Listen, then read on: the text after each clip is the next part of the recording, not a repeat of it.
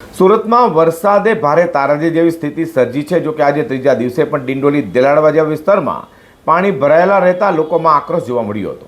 ડિંડોલીના દેલાડવા વિસ્તારની અનેક સોસાયટીમાં પાણી ભરાતા લોકો છેલ્લા 12 કલાકથી ઘરમાં જ કેદ થયા હોય, જેને લઈને અનેક સ્થાનિક તંત્ર સામે લોકોમાં ભારે રોષ જોવા મળ્યો છે। સુરતમાં વરસાદને કારણે અનેક જગ્યાઓ પર હાલાકી લોકોને થઈ હોવાના બનાવ સામે આવ્યા છે। ત્યારે સુરતના ડિંડોલીના દેલાડવા વિસ્તારમાં ભારે વરસાદ બાદ જનજીવન સંપૂર્ણ રીતે પ્રભાવિત થયું છે। ડિંડોલીના દેલાડવા ખાતે આવેલા શિવશક્તિ વિલાસ સહિત આસપાસની અનેક સોસાયટીમાં વરસાદી પાણી ભરાઈ જતા લોકો ઘરની બહાર નીકળી શકતા નથી।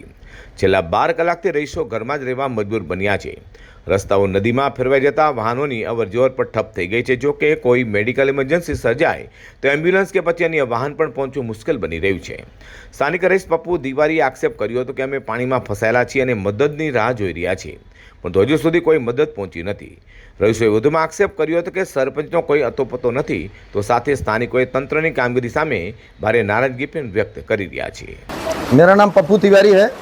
मैं सूरत के डिंडोली दड़वा गांव के शिवशक्ति विला में रहता हूं और 3 दिन से लगातार बारिश हो रही है और हमारी सोसाइटी में 4 व्हीलर डूबने के कगार पर है। देखिए हमारा ये पोजीशन कमर के बराबर मेरे पानी आ चुका है।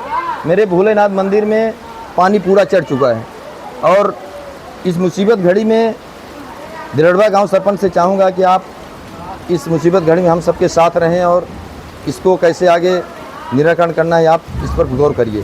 बिल्कुल, अगर यहाँ पे एक मेडिकल इमरजेंसी आती है तो किस तरह लोग यहाँ पे आएंगे और क्या गाड़ी यहाँ पे आ सकती है? कोई चांस नहीं। 4 व्हीलर की बात छोड़िए, एक ट्रक नहीं आ सकता। इतना मूंड बराबर पानी उधर रोड पर भरा हुआ मेन रोड पे, और वहाँ जो दुकानें हैं तो उनके चावल उनके सारे सामान पूरे डूब चुके हैं।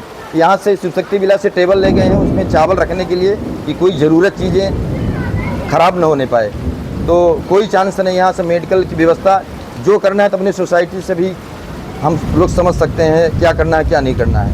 ત્યારે જોવું રહે કે કલાકોથી ઘરમાં બંધ રહેતા લોકો પાણી ઓસરે તેની રાહ જોઈ રહ્યા છે। તેઓને ક્યારે ઘર બહાર નીકળવાનો મોકો મળશે।